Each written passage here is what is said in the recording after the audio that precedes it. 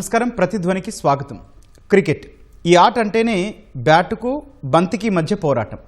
నిజానికి అలా జరిగితేనే పోటీ కూడా రక్తి కడుతుంది, అసలైన మజాను ఆస్వాదించినట్లు అవుతుంది.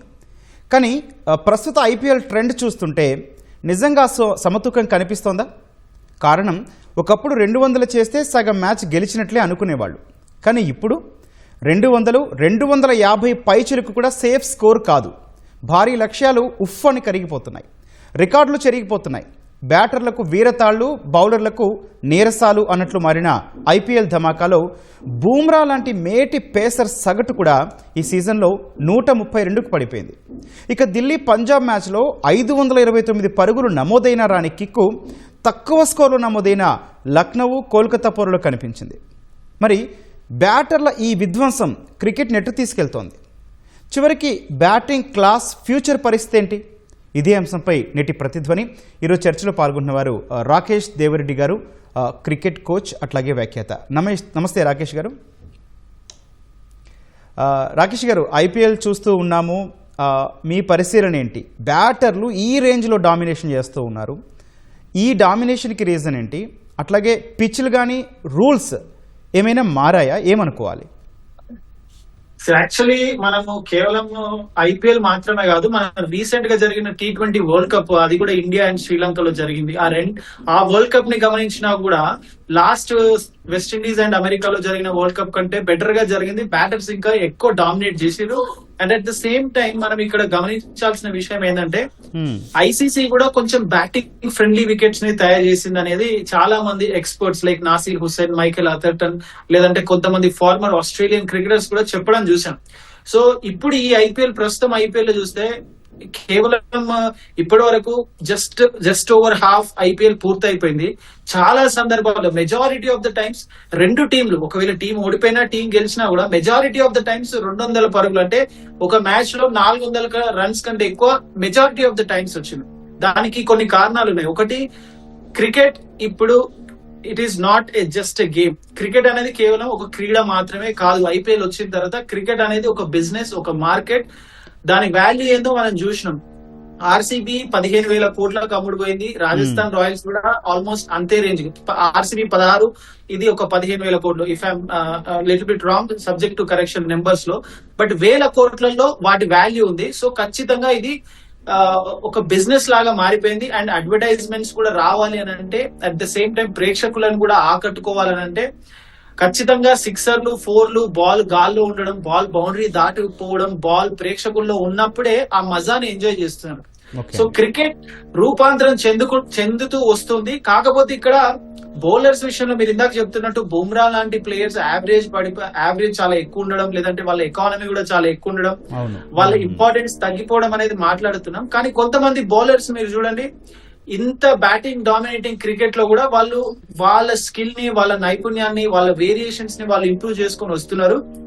బట్ మీరు చెప్పిన దానికి, మీరు ఇందాక మాట్లాడిన దాంతో నేను ఖచ్చితంగా ఏకీభవిస్తా. ఖచ్చితంగా ఇది బ్యాటర్స్ డామినేటింగ్ గేమ్ అయిపోయింది. రన్స్ అట్ ఈజ్ వస్తున్నాయి. ఓకే, మనతో పాటు చర్చలో సి వెంకటేష్ గారు జాయిన్ అయ్యారు, ప్రముఖ క్రికెట్ విశ్లేషకులు హైదరాబాద్ నుంచి. వెంకటేష్ గారు నమస్తే అండి. నమస్తే అండి. వెంకటేష్ గారు, కొన్ని స్టాటిస్టిక్స్ మాట్లాడదాం. 18 ఏళ్ల కిందట ఐపీఎల్ స్టార్ట్ అయినప్పుడు ఆ సీజన్లో నమోదైన 200+ స్కోరు కేవలం 11 మాత్రమే. కానీ ఐపీఎల్లో సగం కంప్లీట్ అయితే ఇప్పటిదాకా 42 మ్యాచ్లు జరిగాయి. అందులో 35+ 200+ స్కోర్లు ఉండడం గమనార్హం. దీన్ని క్రికెట్ గేమ్ స్టాండర్డ్స్ పెరగటం అనుకోవాలా, ఏమనుకోవాలి? అంటే గేమ్ స్టాండర్డ్స్ తో దాన్ని ఆపారంగా చూడలేమండి. ఇప్పుడు ఏంటంటే గేమ్ రిక్వైర్మెంట్ మారింది. ఇందాక రాకేష్ చెప్పినట్టుగా ఇప్పుడు మీకు స్పెక్టేటర్స్ ఎందుకు వస్తారు? 4లు 6లు చూడడానికి వస్తారు. స్టేడియంలో 4 ఎత్తిపోతారు, 4 కొట్టినా 6 కొట్టినా చాలా ఎంజాయ్ చేస్తారు. ఐపీఎల్ మ్యాచ్ చూడడానికి అదొక క్రికెటైన్మెంట్ అన్న మాట వాడతాం మనం. క్రికెట్ ప్లస్ ఎంటర్టైన్మెంట్ అనేది ఇప్పుడు దట్ ఈస్ ద థింగ్. ఈ ఐపీఎల్ సంబంధించి ఏంటంటే ఐపీఎల్ ప్యూర్లీ కమర్షియల్ లీగ్. దీంట్లో ఏంటంటే ఎంటర్టైన్మెంట్ పార్ట్కి చాలా వాల్యూ ఉంటుంది. దాంట్లో చీర్ గర్ల్స్ ఉంటారు, తర్వాత డీజే మ్యూజిక్ ఉంటుంది. సో అదొక కంప్లీట్ ప్యాకేజ్ లాగా దాన్ని మనం చూస్తున్నాం. ఆ నేపథ్యంలో మనం దీన్ని చూడాలి. అలాంటప్పుడు మీకు 4లు 6లు ఎక్కువ రావాలని చెప్పి నిర్వాహకులు కూడా కోరుకుంటున్నారు. బీసీసీఐ కానీ ఐపీఎల్ గవర్నింగ్ కౌన్సిల్ కానీ కోరుకునేది ఏంటంటే పెద్ద స్కోర్ రావాలి. అందుకే ఇంపాక్ట్ ప్లేయర్ అన్న ఒక రూల్ పెట్టారు. గత 3 సంవత్సరాలుగా మనకి ఇంపాక్ట్ ప్లేయర్ రూల్ ఉంది. ఇంపాక్ట్ ప్లేయర్ రూల్ పెట్టడం వల్ల మనకి చాలా మన ఇండియన్ క్రికెట్ కి చాలా డ్యామేజ్ జరుగుతుంది. ఏంటంటే దీనివల్ల ఆల్రౌండర్స్ రావట్లేదు. మామూలుగా బౌలింగ్ చేసే బ్యాట్స్మెన్ కూడా ఇప్పుడు బౌలింగ్ చేయట్లేదు. చాలా డ్యామేజ్ జరుగుతుంది. కానీ ఐపీఎల్లో మాత్రం దీనివల్ల మీకు మీరు చెప్పిన 200+ స్కోర్స్ ఎక్కువగా రావడానికి ప్రధాన కారణం ఇంపాక్ట్ ప్లేయర్ రూల్. దీనివల్ల ఏంటంటే మీరు బ్యాటింగ్ ని బాగా స్ట్రెచ్ చేసుకుంటున్నారు. నెంబర్ 8 దాకా మీకు బ్యాటింగ్ ఉంటుంది. ఒకప్పుడు ఏంటంటే మీరు 5 బౌలర్స్ కావాలంటే ఒక ఆల్రౌండర్ ఉన్న 4 టైలెండర్స్ ఉండేవారు. ఇప్పుడు అలా కాదు. నెంబర్ 8 నెంబర్ 9 దాకా మీకు బ్యాటింగ్ ఉంటుంది. కాబట్టి ముందు వాళ్ళు చాలా ఫ్రీడమ్ తో ఆడుతున్నారు. ఆ తర్వాత వాళ్ళు అవుట్ అయినా కూడా తర్వాత వచ్చిన వాళ్ళు తర్వాత మీరు మంచి బిగ్ హిట్టర్స్ పెట్టుకున్నారు, వాళ్ళు కూడా రన్స్ చేస్తున్నారు. సో ఇంపాక్ట్ ప్లేయర్ రూల్ వల్ల మీకు గత 2-3 సీజన్లుగా ఈ 200+ స్కోర్స్ ఎక్కువైనాయి. పిచ్లు కూడా ఎలా తయారు చేస్తున్నారంటే పూర్తిగా బ్యాటింగ్ ఫ్రెండ్లీ పిచ్ తయారు చేస్తారు. ఒకప్పుడు చెన్నైలో చెపాక్ స్టేడియంలో మీకు 150 వస్తే గగనంగా ఉండేది. 150 చాలా పెద్ద స్కోర్ గా ఉండేది. ఇప్పుడు అక్కడ తరచుగా 200 వస్తుంది. దానికంటే ఆ పిచ్ కంప్లీట్ గా మారిపోయినాయి. పిచెస్ మారినాయి. Impact player rule. So BCCI కానీ ఐపీఎల్ నిర్వాహకులు కానీ కోరుకునేది ఏంటంటే పెద్ద స్కోర్ రావాలి. అలా వచ్చినప్పుడే 200, 250, 300 రావడానికి కూడా చాలా దగ్గరలోకి వచ్చాం. 287 దాకా వచ్చాం మనం. సో ఎప్పుడైతే 300 కూడా వస్తుంది, అది స్పెక్టేటర్స్ ఎంజాయ్ చేస్తున్నారనే ఒక ఫీలింగ్ వచ్చిందో దానివల్ల కంప్లీట్ గా dynamics of the game complete గా చేంజ్ అయిపోయినాయి. Yes, okay, right. రాకేష్ గారు, మొన్న మ్యాచ్ చూద్దాం. ఢిల్లీ పంజాబ్లో 529 పరుగులు నమోదయ్యాయి ఆ ఒక్క మ్యాచ్లో. కానీ ఆ మ్యాచ్లో రాని కిక్కు లో స్కోర్ మ్యాచ్ అయినటువంటి లక్నో కోల్కతా పోరులో కనిపించింది. సూపర్ ఓవర్ వరకు వెళ్ళింది. సో ఈ విశ్లేషణ వినిపిస్తోంది. మీ అభిప్రాయం ఏంటండి? కొన్నిసార్లు చాలా లో స్కోరింగ్ గేమ్స్, చాలా ఫైటింగ్ కాంటెస్ట్ జరిగినప్పుడు డెఫినెట్ గా ఎంజాయ్ చేస్తాం. ఎందుకంటే ఓవైపు వికెట్లు పడుతూ ఉంటాయి, అటు రన్స్ చూస్తేనేమో చాలా తక్కువ, బౌలర్స్ డామినేట్ చేస్తుంటారు. ఆల్ ఆఫ్ ఎ సడన్ మనం 6ర్లు 4లను ఎంజాయ్ చేస్తున్నాం మనమే. అలాంటి వాటిని డెఫినెట్ గా ఎంజాయ్ చేస్తాం. ఇక్కడ రన్స్ ఎక్కువ రావడం వల్ల ఏంటంటే ఆ కిక్ కంటే ఎక్కువ మజా ఉంటుంది. బట్ ఎప్పుడైతే మీరు లో స్కోరింగ్ గేమ్స్ చూడండి, థ్రిల్లింగ్ మూమెంట్స్ ఉంటాయి, టెన్షన్ గా ఉంటది. So edge to edge, like ఒక్క బాల్ మిస్టేక్ చేసినా కూడా ఇటు నుంచి అటు, అటు నుంచి ఇటు అవుతుంటది. కాబట్టి ఇన్ఫాక్ట్ అట్లాంటి క్లోజ్ కాంటెస్ట్ గేమ్స్ కి ఎక్కువ వ్యూవర్షిప్ కూడా ఉంటది. ఎస్, బ్యాటింగ్ ఎక్కువ రన్స్ కొట్టిన వాటికి వ్యూవర్షిప్ ఉన్నప్పటికీ మీరు ఒకవేళ మనము వ్యూవర్షిప్ రేటింగ్స్ చూసినా, నెంబర్స్ చూసినా కూడా ఇలాంటి క్లోజ్ కాంటెస్ట్ మ్యాచెస్ కి ఎక్కువ రేటింగ్స్ వస్తే ఎక్కువ వ్యూవర్షిప్ వస్తుంది. సో ఆబ్వియస్లీ క్రికెట్ కాంటెస్ట్ లేదంటే బ్యాట్ అండ్ బాల్ మధ్యలో ఉండే ఆ కాంటెస్ట్ ఏదైతే ఆర్థోడాక్స్ కాంటెక్స్ట్ ఉందో అది ఎప్పుడు వచ్చినా కూడా అలాంటి పీక్ కాంటెస్ట్ వచ్చినప్పుడు ఖచ్చితంగా ప్రేక్షకులు ఎంజాయ్ చేస్తారు. కానీ అలాంటి పీక్ కాంటెస్ట్లు మనకు ప్రతిసారి రావు. సో దానికి ఆల్టర్నేట్ గా ఎక్కువ రన్స్ ని ఎంజాయ్ చేస్తున్నాం. సో కిక్ ఒకటి, ఎంజాయ్ ఒకటి. సో ఈ కాంటెస్ట్ ని డెఫినెట్ గా ఎంజాయ్ చేస్తాం మనం. అందుకనే ఆ లో స్కోరింగ్ గేమ్స్ ఎక్కువ కిక్ ఇస్తాయి. మనము 280లు 270 రన్ చేస్ కంటే ఎక్కువ లో స్కోర్స్ లేదంటే కాంటెస్ట్ చాలా క్లోజ్ గా బాల్ టు బాల్, చిన్న చిన్న మిస్టేక్స్ చేయకుండా ఇట్లాంటి మ్యాచెస్ ఉంటాయి కదా, అవి డెఫినెట్ గా ఈ హై స్కోరింగ్ గేమ్స్ కంటే ఎక్కువ కిక్ ని ఇస్తాయి, ఎక్కువ మజాని ఇస్తాయి, ఎక్కువ థ్రిల్ ని ఇస్తాయి. రైట్ అండి. ఓకే, వెంకటేష్ గారు, క్రికెట్ అభిమానులకు వాళ్ళ స్టార్స్ 4లు కావచ్చు, 6లు బాదడం ఎప్పుడు చాలా ఆనందాన్ని ఇస్తుంది. అయితే వాటిల్లో బెస్ట్ క్రికెటింగ్ షాట్లు ఎంతవరకు కనిపిస్తున్నాయి? ఇక కంటిన్యూస్గా బాదడమే క్లాస్ అని అనుకోవాలా ఏంటండి? లేదండి, అంటే ఇప్పుడు అందరూ కూడా అలాంటి స్లాగింగ్ చేస్తున్నారు, లేకపోతే రివర్స్ స్వీప్లు, ర్యాంప్ షాట్లు ఆడుతున్నారు అని కాదు. ఇప్పుడు మీరు విరాట్ కోహ్లీ ఎగ్జాంపుల్ తీసుకోండి. విరాట్ కోహ్లీ మిగతా వాళ్ళతో పోటీ పడుతున్నాడు. అతను కూడా చాలా హై స్ట్రైక్ రేట్ ఉంది. ఈ సీజన్ లో కూడా 160+ స్ట్రైక్ రేట్ తో ఆడుతున్నాడు. విరాట్ కోహ్లీ అన్ని క్రికెటింగ్ షాట్స్ ఆడతాడు. చక్కటి కవర్ డ్రైవ్స్ కొడతాడు, మంచి పుల్ షాట్స్ కొడతాడు. సో విరాట్ కోహ్లీ లాంటి వాళ్ళు ఇప్పటికీ క్రికెటింగ్ షాట్స్ ని నమ్ముకుని ఆడుతున్నారు. వాటితోనే వాళ్ళు అదే స్ట్రైక్ రేట్ మెయింటైన్ చేస్తున్నారు. దానికి మీరు రివర్స్ స్వీప్ లో అవి కొట్టాల్సిన అవసరం లేదు. ఈవెన్ శుభ్మన్ గిల్ లాంటి వాళ్ళు కూడా అలాగే ఆడుతున్నారు. కేఎల్ రాహుల్ అలాగే ఆడుతున్నారు. సో చాలా మంది ప్లేయర్స్ మనకి, సో మీకు అబిలిటీ ఉంటే, మీకు రేంజ్ ఆఫ్ షాట్స్ ఉంటే మీరు క్రికెటింగ్ షాట్స్ తోనే మంచి స్ట్రైక్ రేట్ తో ఆడే అవకాశం ఉంటుంది. ఈవెన్ వైభవ్ సూర్యవంశీ కొత్త కుర్రాడు కూడా అతను చాలా అద్భుతమైన 230 స్ట్రైక్ రేట్ తో ఆడుతున్నాడు అతను. కానీ అతను అన్ని క్రికెటింగ్ షాట్స్ ఆడతాడు. అతను ఈ ఫ్యాన్సీ షాట్స్ జోలికి వెళ్ళడు. సో మీకు ఎబిలిటీ ఉంటే మీరు క్రికెటింగ్ షాట్స్ తో ముచ్చటైన షాట్స్ ఆడుతూ కూడా మీరు క్రౌడ్ ని ఎంటర్టైన్ చేయొచ్చు. సో అద్భుతమైన కవర్ డ్రైవ్స్, అద్భుతమైన ఫుల్ షాట్స్, అద్భుతమైన ఆన్ డ్రైవ్స్ కొట్టి కూడా మీరు క్రౌడ్ ని ఎంజాయ్ చేసేలా చేయొచ్చు. అది కూడా ఉంది ఆ గేమ్ లో. కంప్లీట్ గా ఇదే మనకి ఆ స్లాగింగ్ అనేది పవర్ హిట్టర్స్ చేస్తారు. పవర్ హిట్టర్స్ ఎక్కువగా చివర్లో వస్తారు. అది కూడా వాళ్ళు కొట్టే స్టైల్లో వాళ్ళ బల ప్రదర్శన చేస్తారు, అది వేరే విషయం. కానీ జనరల్లీ కొన్ని షాట్స్ గురించి మాట్లాడదాం వెంకటేష్ గారు, కొన్ని షాట్స్ గురించి మాట్లాడదాం. స్విచ్ హిట్ మొన్న క్లాస్ అని కూడా ఆడాడు, భారీ 6 కొట్టాడు. అట్లాగే సింగిల్ హ్యాండ్ 6 కొడుతూ ఉన్నారు, కొంతమంది నో లుక్ 6 కొడుతూ ఉన్నారు. మొన్న కోహ్లీ కూడా ఆడిన పరిస్థితి ఉంది, సలీల్ అరోరా కూడా. సో ఈ కొత్త ఇన్నోవేటివ్ షాట్స్ అన్నీ కూడా బౌలర్లని ఒక రకమైన సెల్ఫ్ డిఫెన్స్లో పడేసాయా? భారీ స్కోర్లకు ఇవి కూడా కారణం అనుకోవచ్చా? అవునండి. ఇప్పుడు బౌలర్ ఒకే లైన్ లెంత్ లో సెటిల్ అవ్వకుండా అతని లైన్ కానీ లెంత్ కానీ డిస్టర్బ్ చేయడానికి ఇలాంటి షాట్స్ వాడతారు. అప్పుడు బౌలర్ కి ఎక్కడ బాల్ వేయాలో అర్థం కాదు, ఆఫ్ సైడ్ లో వేయాలా లెగ్ సైడ్ లో వేయాలో అర్థం కాదు. బ్యాట్స్మెన్ కనుక ఇలాంటి షాట్స్ ఆడితే, సో ఇదంతా కూడా అంటే అవుట్ స్మార్టింగ్ ద బౌలర్స్ ని ఇబ్బంది పెట్టే ప్రయత్నం. అలాగే మీకు బ్యాట్స్మెన్ ఇబ్బంది పెట్టే ప్రయత్నం బౌలర్స్ కూడా చేస్తున్నారు.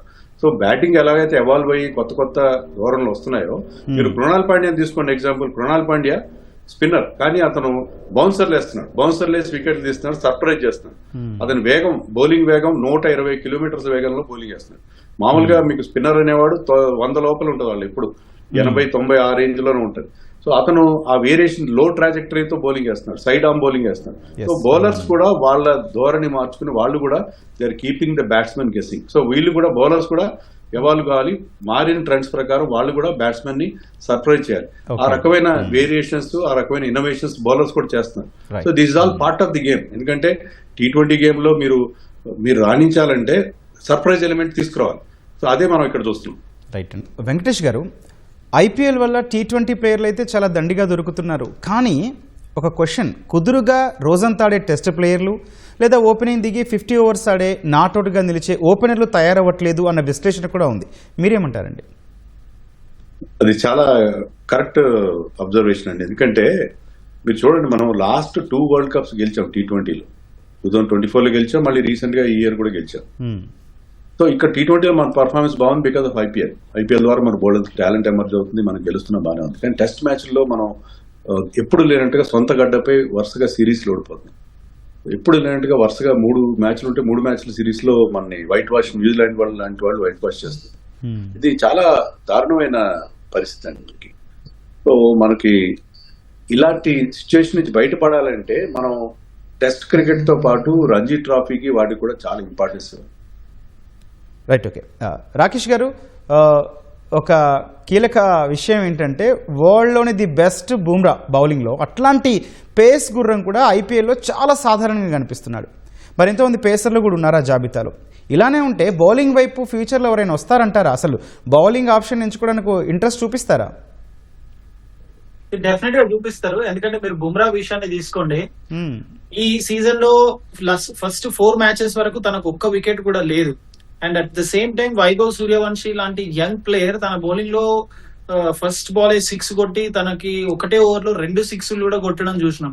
కాకపోతే ఇక్కడ ఫస్ట్ రాకేష్ గారు 1 మినిట్. రాకేష్ గారు, సార్ వెంకటేష్ గారు మళ్ళీ వస్తాం సార్. రాకేష్ గారు మాట్లాడుతున్నారు, మళ్ళీ మాట్లాడదాం. కంటిన్యూ సార్ రాకేష్ గారు. యా, సో యాక్చువల్లీ ఇక్కడ మనం ఇందాక మాట్లాడుతున్నట్టు వికెట్స్ విషయానికి వచ్చినా కూడా వికెట్స్ చాలా చాలా బ్యాటింగ్ ఫ్రెండ్లీగా చేయడం ఒకటి మెయిన్ రీజన్ అయింది. But at the same time మీరు చూడండి, బుమ్రా లేదంటే హర్షదీప్ సింగ్ లేదంటే ఇంకా చాలా మంది ఫాస్ట్ బౌలర్స్, ఎండ్రిక్ నోకియా లాంటి వాళ్ళు, లేదంటే రబాడా లాంటి వాళ్ళు, లేదంటే సన్ రైజర్స్ హైదరాబాద్ లో హర్షల్ పటేల్ లాంటి వాళ్ళు, వీళ్ళంతా కూడా 8, 9, 10, 15, 16, 18 crores వరకు వెళ్ళిన ప్లేయర్స్. వీళ్ళంతా కూడా కొంతమంది ప్లేయర్స్ ని రీటైన్ చేసుకున్నారు. ఎక్కడ కూడా స్కిల్ఫుల్ బౌలర్స్ కి వాళ్ళ ఇంపార్టెన్స్ ఏ మాత్రం తగ్గదు. కాకపోతే ఖచ్చితంగా బ్యాటర్స్ అనే వాళ్ళు డామినేట్ చేస్తారు. ఎందుకంటే క్రికెట్ బ్యాటింగ్ ఫ్రెండ్లీ అనేది మన అందరం యాక్సెప్ట్ చేయాల్సింది. ఎంత మంది దీన్ని డిబేట్ చేసినా కూడా it's more of a batter friendly wicket. But at the same time skilful bowlers ఖచ్చితంగా ఎమర్జ్ అవుతుంటారు, ఖచ్చితంగా బౌలింగ్ ని తీసుకుంటారు. కాకపోతే ద బెస్ట్ వాళ్ళకి బ్యాటింగ్ లో మనకైతే ఎంత గుర్తింపు వస్తుంటుందో, ఎంత ప్రైజ్ కి వెళ్తుంటారో ఖచ్చితంగా బౌలర్స్ కూడా అంత ప్రైజ్ వస్తుంది, దాంట్లో డౌట్ లేదు. కాకపోతే మనం ఏంటంటే ఓన్లీ 1 సైడెడ్ ఇంక్లైన్ అయిపోయినాం. కంప్లీట్ గా బ్యాటర్స్ వైపు మాట్లాడడం, లేకుంటే బ్యాటర్స్ గురించి డిస్కస్ చేయడం, గేమ్ ని డిస్కస్ చేసినా కూడా ఎంత స్కోర్ వస్తుంది, ఎన్ని రన్స్ కొడతారు, ఎంత స్ట్రైక్ రేట్ తో కొడతారు అనే డిస్కషన్ లోనే ఎక్కువ ఉంటున్నాం. కానీ ఈ బౌలర్ ఎట్లా బౌలింగ్ చేస్తాడు, ఈ బౌలర్ ఏ బ్యాటర్ ని ఇబ్బంది పెట్టగలడు, ఈ బౌలర్ కి ఏ బ్యాటర్ మీద ఎక్కువ రికార్డ్స్ బాగున్నాయి అనే డిస్కషన్ మనం 100% తీసుకుంటే 70 to 80% బ్యాటర్ వైపు మన డిస్కషన్ ఉంటుంది. బట్ ఎంత డిస్కస్ చేసినా కూడా బౌలర్స్ లేకుంటే క్రికెట్ అనేది ఆడలేం, జస్ట్ బ్యాటర్స్ తో ఆడలేం. సో బ్యాటర్స్ కి ఎంత అయితే ఇంపార్టెన్స్ ఉంటుందో ఖచ్చితంగా బౌలర్స్ కూడా అంతే ఇంపార్టెన్స్ ఉంటుంది. బట్ ప్రొడక్షన్ ఆఫ్ క్రికెటర్స్ లో బ్యాటర్స్ ఎక్కువ వస్తారు కావచ్చు, బట్ బౌలర్స్ వచ్చినా కూడా క్వాలిటీ బౌలర్స్ కి ఎక్కడ కూడా ఇంపార్టెన్స్ అయితే తగ్గదు.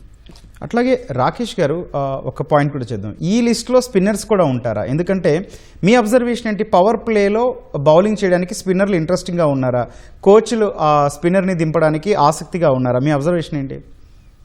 ఆబ్వియస్ గా మీరు అఖిల్ హుసేన్ లాంటి ప్లేయర్ ని చూడండి, లేదంటే స్పెషలిస్ట్ స్పిన్నర్ కాకుండా కూడా పార్ట్ టైం స్పిన్నర్స్ ని కూడా పవర్ ప్లే లో తీసుకొస్తున్నారు. మ్యాచ్అప్స్ లాగా మీరు లెఫ్ట్ హ్యాండ్ బ్యాటర్ ఉన్నప్పుడు రైట్ ఆర్మ్ ఆఫ్ స్పిన్నర్ వచ్చి బౌలింగ్ చేయడం, వికెట్ తీయడం, ఇలాంటివి మనం ఐపీఎల్ లోనే కాదు ఇంటర్నేషనల్ క్రికెట్ లో కూడా చూస్తున్నాం.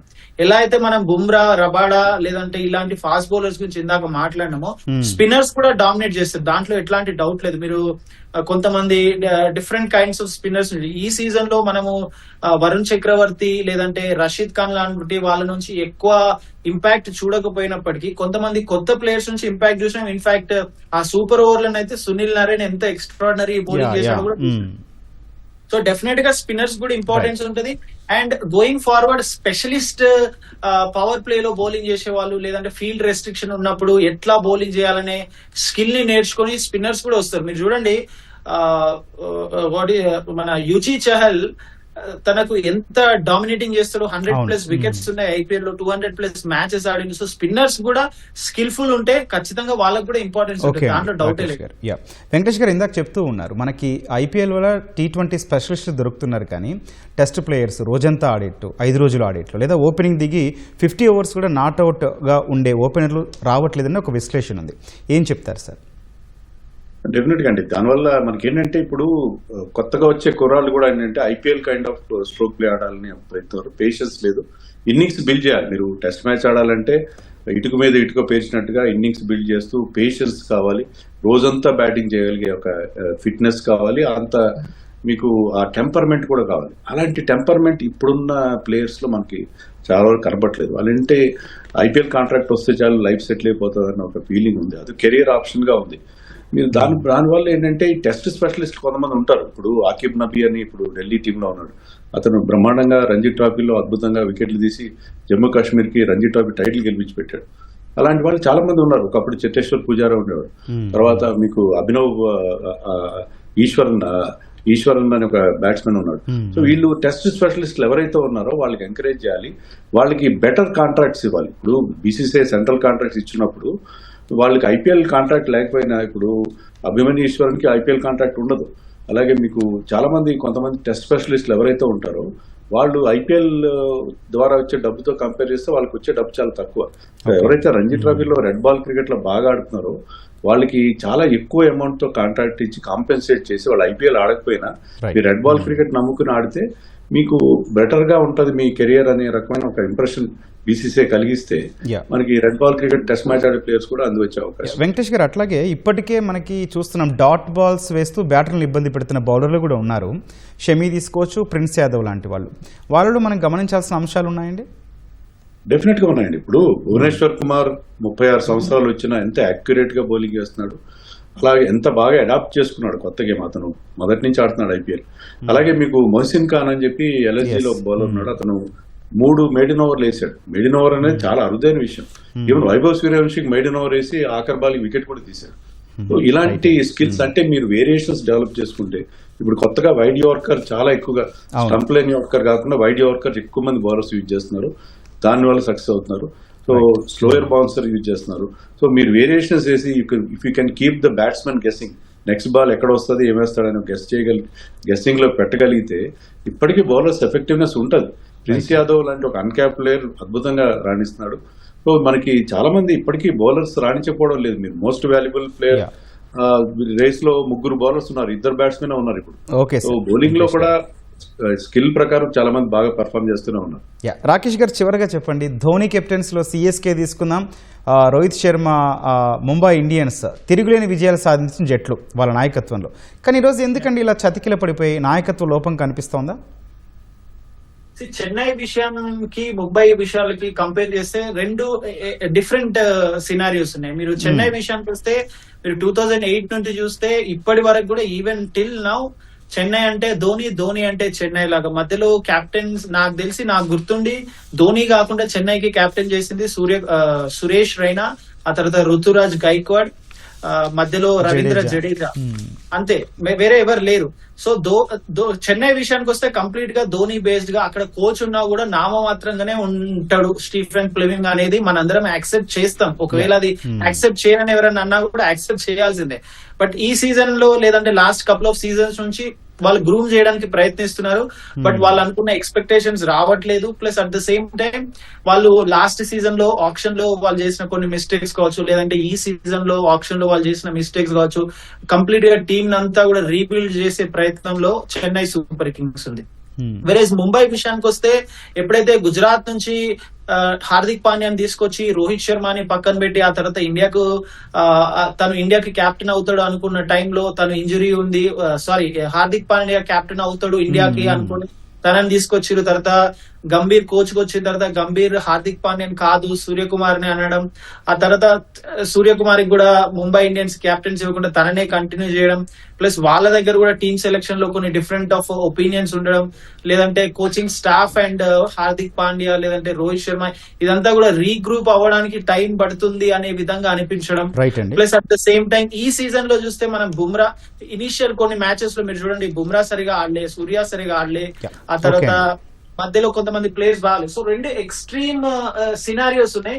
But I think they come back well in the coming seasons. చూద్దామండి ఇంకా మిగిలిన మ్యాచెస్ లో ఎట్లా ఉంటుంది అనేది చూద్దాం. రైట్ అండి, ఓకే, ధన్యవాదాలు వెంకటేష్ గారు, అట్లాగే రాకేష్ దేవరెడ్డి గారు చర్చలో పాల్గొన్నందుకు థ్యాంక్ యూ అండి. ఇది నేటి ప్రతిధ్వని, నమస్కారం.